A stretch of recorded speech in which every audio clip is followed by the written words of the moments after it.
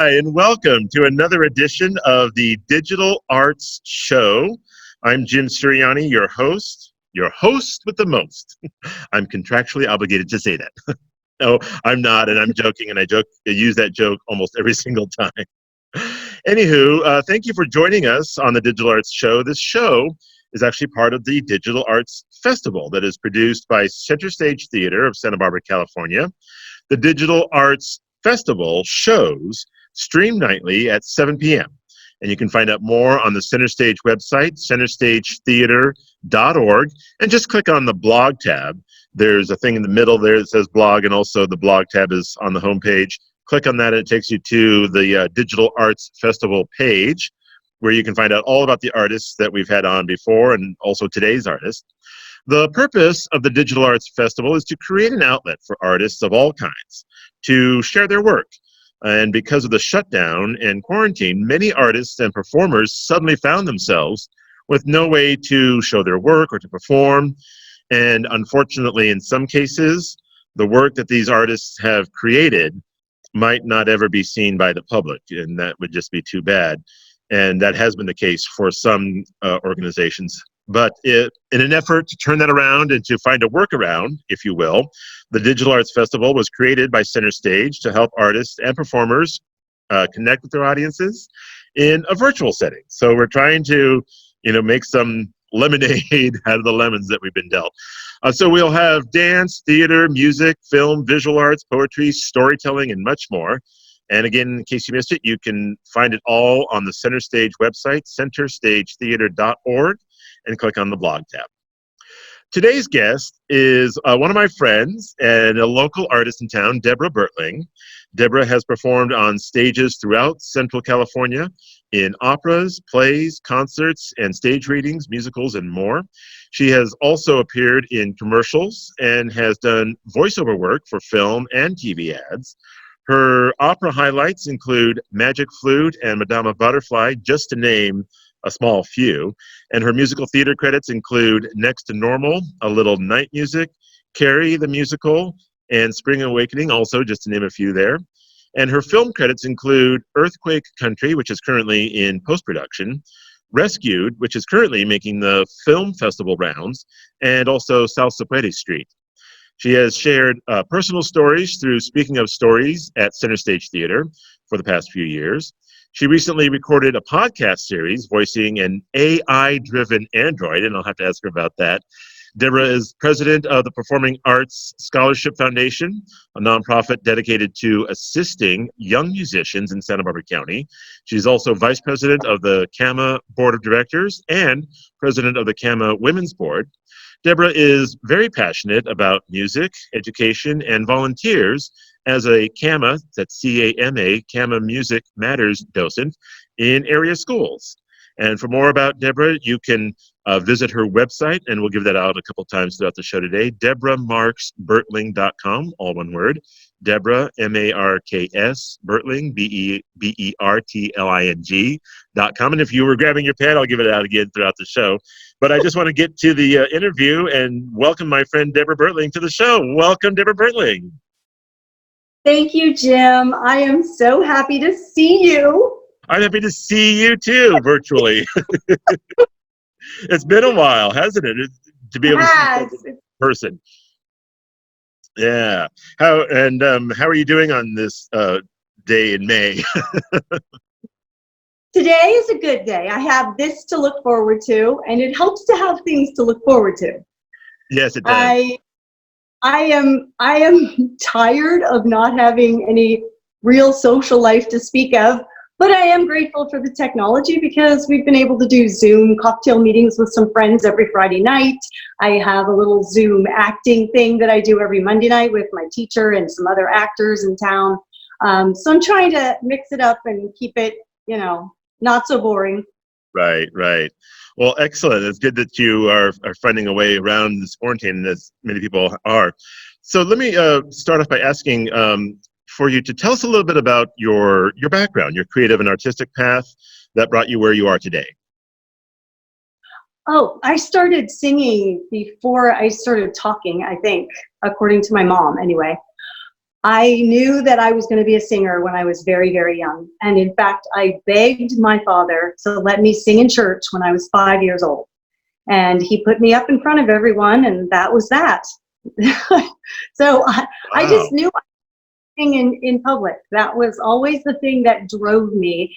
And I have a degree in voice performance. And then, real life took hold, and I had to work a regular job, and my singing sort of took a back seat for a little while in my early 20s. But I married Peter and moved to Santa Barbara about the same time that Opera Santa Barbara was just coming into being. And I was fortunate enough to land some roles and sing in a lot of the choruses over the years for Opera Santa Barbara.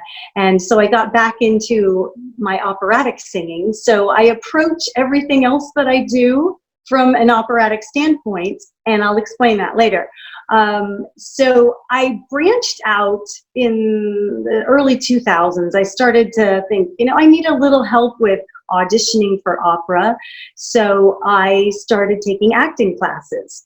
And I had done some acting in college and high school, but never really trained as an actor. And I'm a research freak. I feel like if I'm going to do something, I need to learn everything I possibly can about it so that I do a good job, right? Sure. So I started taking acting classes, and I studied with John Randall for a while, Peter Frisch for a long while. I went to the American Academy of Dramatic Arts for a summer intensive. I just tried to pack in as much training as I could, and then started auditioning for a lot of plays, and I've done a lot of musicals, more musicals nowadays than opera. But I just, anything goes now. I like the podcast. I've even done stand-up comedy recently for the first time ever. Yes, And I heard about that. Tell us a little bit about the stand-up comedy. And when I saw your post about that recently, I was like, oh, good for her. Well, I'll tell you, I was very nervous about it. It was something that was out of and I've done improv, and improv doesn't scare me so much. I think because improv is improv. You just get up there and you go, yes, and that's all you have to do. But there's something about putting yourself out there and talking about something and knowing that you're there for laughs. If they don't think you're funny, you're going to tank. So there was some pressure there. But one of my dear friends is Carol Metcalf. And she, of course, is a lifelong stand-up comedian. And she kept putting a bug in my ear. I mean, she's been working on me for literally years to do stand-up. And I finally acquiesced. I said, fine, I'm going to do this. I'm going to do it about something I know intimately and something that can be kind of funny. And so I did my set on being an opera singer. Oh, and there is wow. plenty of comedic fodder in the opera world. And that's a nice little niche, because not too many people would necessarily know, what goes on behind the scenes, if you will, in Right. opera and stuff like that. Yeah. Because maybe the assumption is that it's all very professional or or what have you, but I'm sure it must be. Well, but it's also very dramatic. And we Right. also we tend to be a little self-absorbed, and not in a bad way necessarily, but we have spent our entire adult lives training for COVID-19. I mean, we have been washing our hands and avoiding people's germs and wiping surfaces down and, being anal about germs because we can't get sick. We are the instrument. We are going to sing in public, and we cannot be sick. So this doesn't really faze me that much, this whole quarantine thing and all of the steps we're taking to stay well, because I've been doing that short of wearing a mask. Right. So that's kind of already been a part of. Now, cute masks. I have masks to color coordinate with my outfits. So. Of course you do. I love that. That's great. I know. I only have one. I wish I had more than one so, to go with different things. I can put you onto a gal named Kayla who makes them at home, and she has all different kinds of fabrics, manly fabrics, fun fabrics, anything you want, Jim. And they're $10 a piece. I'll give you that after the. Yes, well, we'll talk after the interview.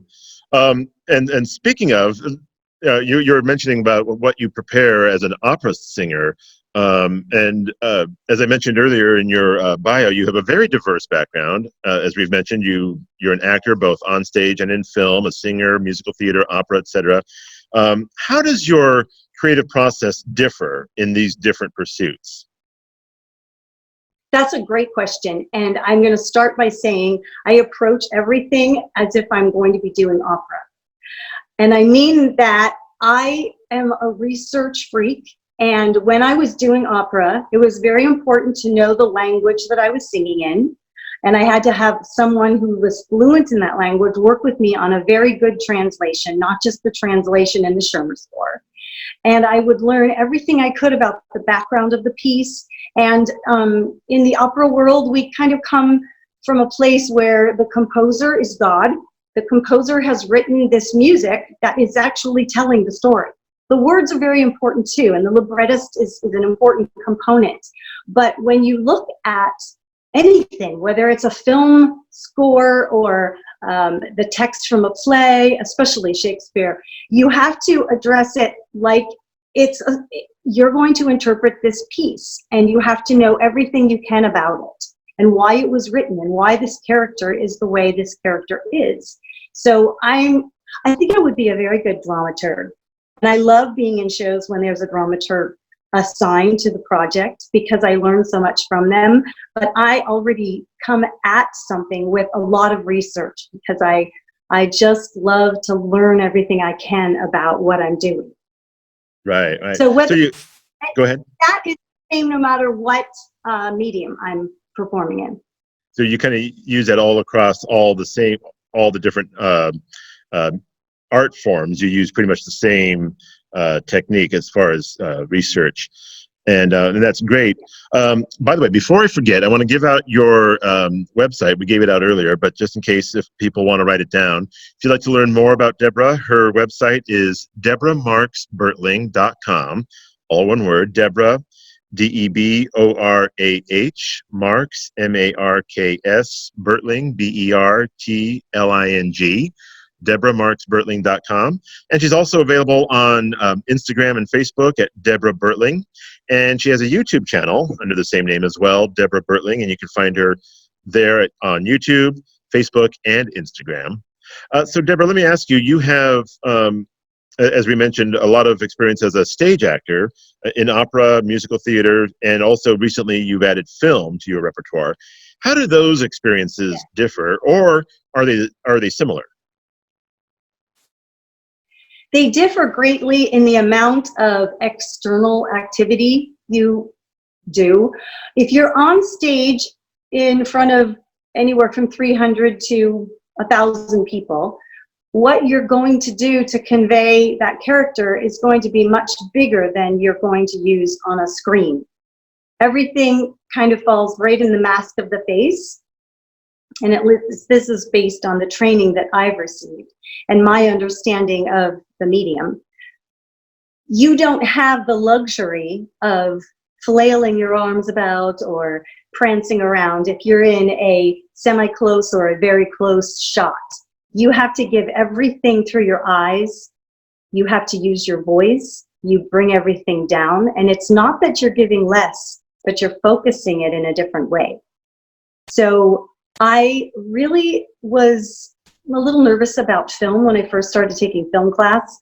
And then I realized that the camera is like another character in the scene, and you just need to accept this other character and know where that character is at all times, and then remember how to engage with that other character, but without looking at that character, because you can't look right into the camera.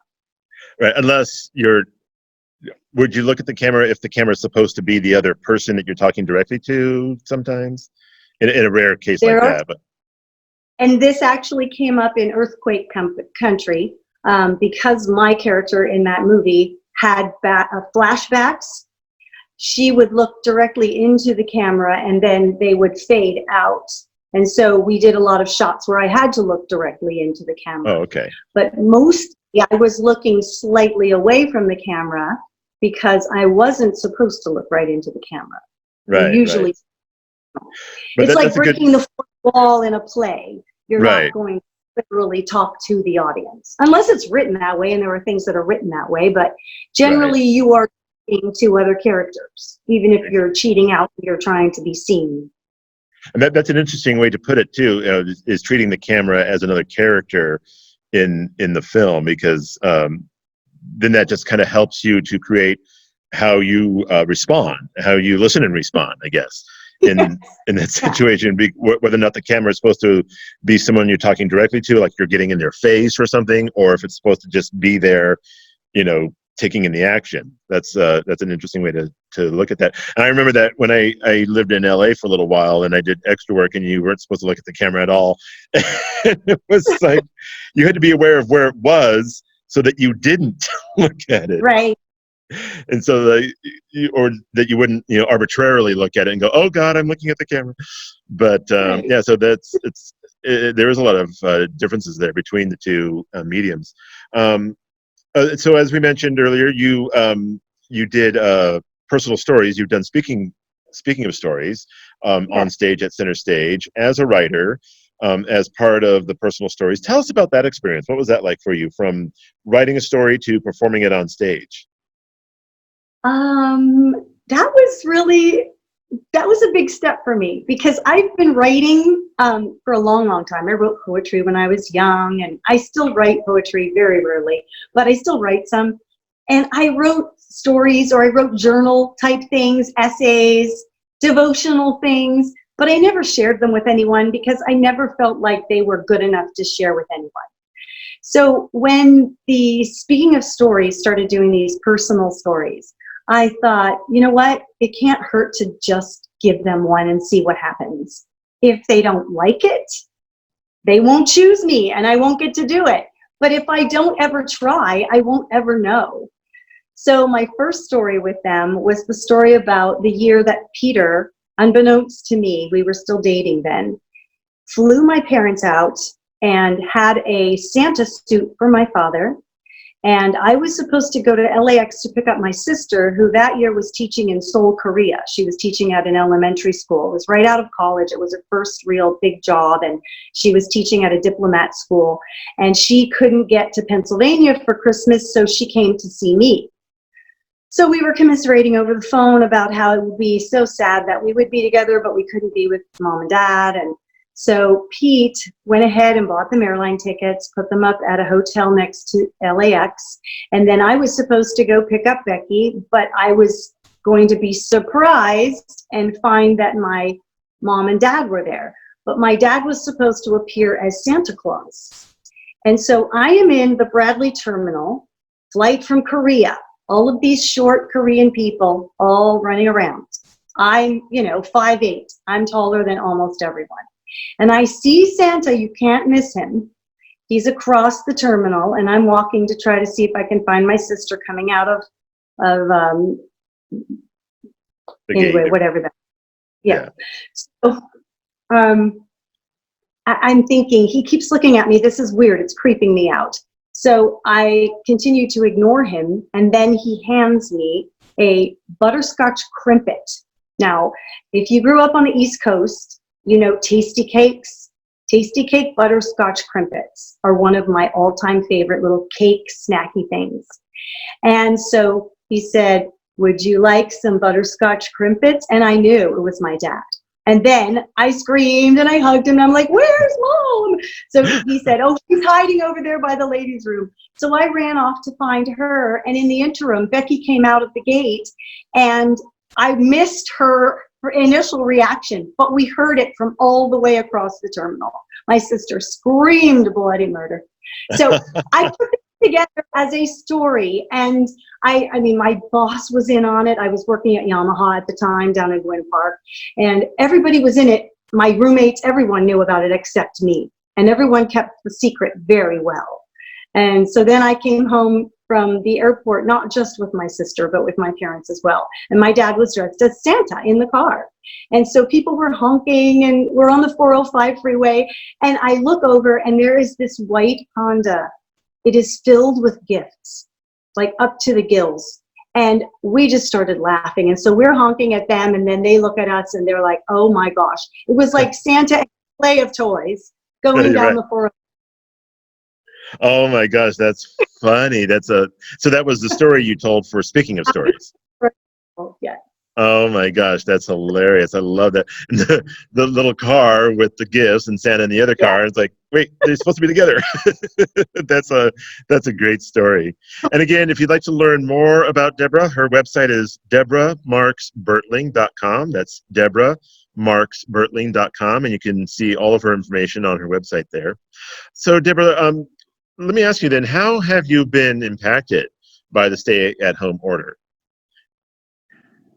The main impact for me has been not being able to go to live theater and concerts. I just about every day of the week have some social engagement that involves either a camera concert or a friend of mine is in a play, or I'm in rehearsal for something. I'm always out and about doing theater and Right. music. And so to just have everything drop off suddenly without any, notice, like boom, you're done. Everything's canceled. That was really hard. I mean, Yeah, really hard. I bet. And so I have learned to adjust. It wasn't good. It wasn't pretty at first. But I've learned how to adjust and calm things down. I have stopped watching the news. I do read some articles online, and I'll watch the KEYT local news so that I know what's happening in town, and I read a couple local newspapers, but I don't have time for all of these opinion discussions and arguments and this expert and that expert, and I'm just over all of that. And I find that I'm happier and more well-adjusted when I just stick to doing what I do. And I have found things like this interview, the Living Room Cabaret with Out of the Box Theater. Sam put together this, 10th anniversary show, and we had it up on Facebook Live. Are you talking And about Samantha Eve? Samantha Yes. Eve of Out of the Box Theater. And we're in the 10th year of Out of the Box. And I've been in a lot of the shows over the years. So we had a little tribute show with, I think there were 10 or 11 of us that all sang something from a Broadway show. And then there was Power the Outlet. I think that's still going on, actually, with Yes. Sarah Tucker and Nita June Devanzo. And they have this actor-driven thing on Instagram where you write something and submit it, and then another actor is given your material to video, and then you video someone else's material. So Yes, I've I've done. checked it. Those are really cool. The Power of the Outlet, they're on Instagram. And then the website is theoutlet.art or something. Power the Outlet. Power That's right. the Outlet. That's right. That's on Instagram, Power of the Outlet. Yeah, and I've checked a couple of them out, and they're really cool. And hopefully they'll continue to do that even after the quarantine. It's a really neat project that they're doing. And speaking of different projects and stuff, as we briefly talked about earlier, you did a parody of Ladies Who Lunch, which is from the Sondheim musical company. And Yes. You did a parody of that. What was that experience like? And has it inspired you to do other parodies or other creative outlets? I joined this group on Facebook called Quarantine Cabaret, and everyone was putting things up, people just singing in their houses, or I thought, hey, I could do that. I can actually do that. And so I decided to change up the words to one of my all-time favorite Sondheim pieces, and I love Sondheim, and he just turned 90, and there was that big celebration on YouTube for his 90th birthday with all of these Broadway stars singing, and Peter and I got dressed up and watched that here in our own home and felt like we were at the birthday party. And so I thought, why not do this? And so most of what I'm doing is just like, sure, I could do that. Okay, I'm just going to do it. Nice. And so I have not very many other things to do, and I've organized my sock drawer now, and I've cleaned out the refrigerator, and I organized a room in my basement. And, I'm trying to stay busy, but you can only do that so many hours of the day. Wait, you haven't repainted the house? No, I haven't done that. Just wait. Yeah, right. That might be coming next. Well, and I have to say, I saw the parody of Ladies Who Lunch, and it's called Ladies Who Post. Is that right? Right. And Yes, ladies. it was so clever, and you did a great job singing it. I was like, "Yay, bravo, bravo to my friend Deborah!" And I think you've gotten like over 200 hits already on it, which is I pretty have. cool. Yeah. That's great. Hopefully, you'll get some more. I'm sure. And that was a. So, do you think you might do another one if you're inspired? Yes, I might. I very well might do that. Nice. And then what are you looking forward to most once life starts to get back to quote unquote normal? What are you looking forward to doing the most once we do that? I'm really looking forward to going karaoke. I Yeah. love to karaoke, and we have several places here in town. My favorite is James Joyce, which is on Lower State Street, and I usually go with Carol Metcalf, and we like to dress up and we just sing our hearts out, and we have so much fun. And I miss just getting together with people who are crazy and want to have fun and singing just anything. And then I will be looking forward to a Broadway cruise I have coming up and towards the middle of July. As of right now, it's still on. I hope that it doesn't get canceled, but this will be, I think it's our 5th year doing these things.